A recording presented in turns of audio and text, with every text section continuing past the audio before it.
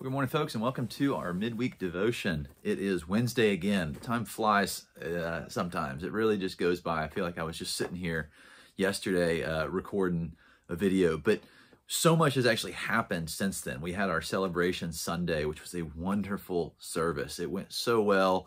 We had about 120 folks join us on Sunday for that service, which, you know, is huge for St. Jude's. And that may not be, you know, a whole lot compared to some of the mega churches out there that fill, you know, stadiums and whatnot, but that's huge for us. And so I was thrilled to look out and see such a full church, a full congregation, and to be there and worship with you all, to celebrate with you all, and to announce the plans that God has revealed to us as we move forward, serving here locally, serving kind of throughout the region, and then serving internationally as well. And I'll tell you, I've gotten multiple emails and set up some international phone calls with Bishop Julius as far as what things are going to look like over in Uganda.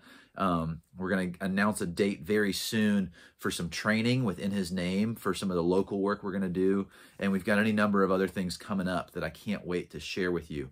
Now, one of them doesn't have to do with our mission partners, but it has to do with a good friend of mine. I'm excited to share this. I'm still working out some of the details, but our Wednesday nights are getting ready to launch.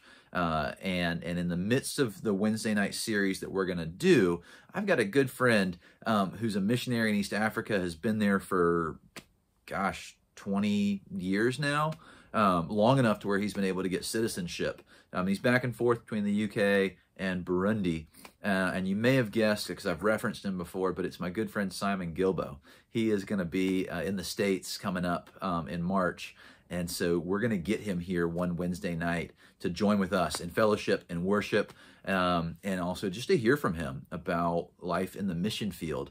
And while we're not serving, you know, where he has been working, it's a neighboring country, and it's his opportunity to speak here, I hope, will be one that is exciting and invigorating for all of us as well. So in light of that, I wanted to pull from his Choose Life 365 daily devotions. And I'm using the one for today, March 8th. And it's interesting because it actually kind of is in line with where we are, with the announcements we've made to serve God in our community and around the world, and making that active choice to step out in faith, to do mission work, to do the work we're called to do. And he says, he references 1 John first. 1 John chapter 4, the one who is in you is greater than the one who is in the world. And that's so important for us to remember, because we step out into the world and the attacks happen with just all the things around us. But the one who is in us, Jesus Christ, is greater than the one who is in the world. And I'm going to read this, not verbatim, but I will try and get a case of these here so that when he comes, folks can get it. It's available online as well. In fact, I think he has a, not a blog, but something on his website where you can kind of pull these up daily. But he references, says, David Watson wrote that Christians in the West have largely neglected what it means to be a disciple of Christ. The vast majority of Western Christians are church members. They go to church. They maybe, you know, even sing in the choir or participate in various aspects of church life, but they're not necessarily truly living into what it means to be a disciple of Christ. And I've been there. I went to church because I knew I should. I was actively participating in various things because I knew I was supposed to, but I wasn't necessarily fully living into what it meant to be a disciple of Christ, which of course means we're commissioned to go out and serve him. It was just something I was kind of checking the box in my personal life for, but not living it outwardly in the rest of my life. Simon goes on to say, this is not a majority that he aspires to be a part of. It's unusually, though, however, it's usually more comfortable to be in the majority. So it's easier for us to just kind of be the fly on the wall, or be someone who's participating but not having it necessarily really truly change their life. Because standing out from the crowd on a matter of principle or faith is difficult. You need to be brave and prepared to face scorn and rejection. But hopefully, it's some consolation to know that many people who prefer to remain in the crowd actually become lost in the crowd. And so Simon then quotes his grandmother. Now, his granny was also a missionary to Burundi. She spent pretty much, I mean, I want to say the bulk of her life there. I don't remember the whole story, but I know she was there serving in Burundi and Rwanda for a long time. And she said to Simon, "Don't worry about being in the minority. If God is with you, he makes you the majority." And Simon goes on to say that, as Paul wrote, if God is for us, then who can be against us? And so as we step out in faith, as we step into these new mission and ministry roles that St. Jude's has to offer through In His Name, through Mission Serve and Christian Co-op, the homeschool co-op that's forming, through serving in Uganda, through helping with ARDF, we may be the minority right now. It may be a lot of churches around us or even in our diocese or whatever that just gather on Sundays and do some stuff on nights of the week, but they're not actually serving the church. They're just gathering. A piece of what we do, though, as Christians is to go and serve. And so that's why this is so important to me. That's why I think this reflects that as well. If God is for us and is sending us out and commissioning to go do this work, then who can stand against us? No one.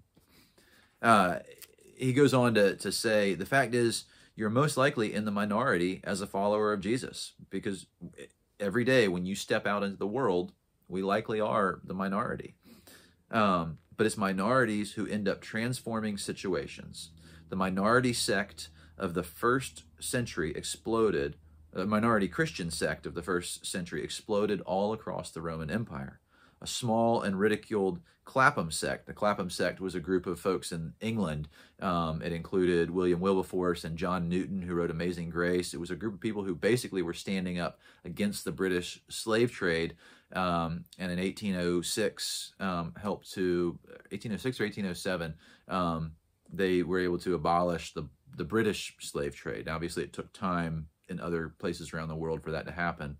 But it was a small group that stood up to Parliament, that transformed the sociological landscape of Britain through their dogged determination to infuse godly standards in society. And Wilberforce has some great stuff on that I'd love to share with you all at some point.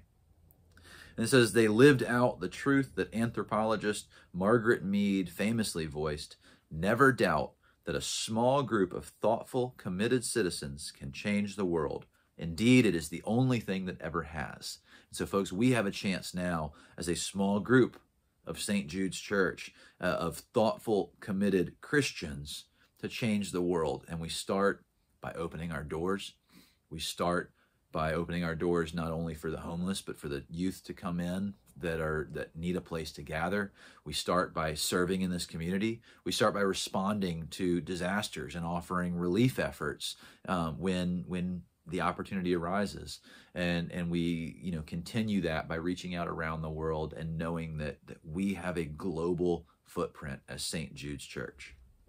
Well, the prayer that Simon has at the bottom of today's devotion says, Lord, I choose today to be a true disciple of Jesus, to proudly align myself with you, happy to be in the minority, knowing that you are with me. Again, I look forward to welcoming Simon here in March. I'll give you the exact date coming up soon. We'll publish it. We'll get it out in newsletters and whatnot.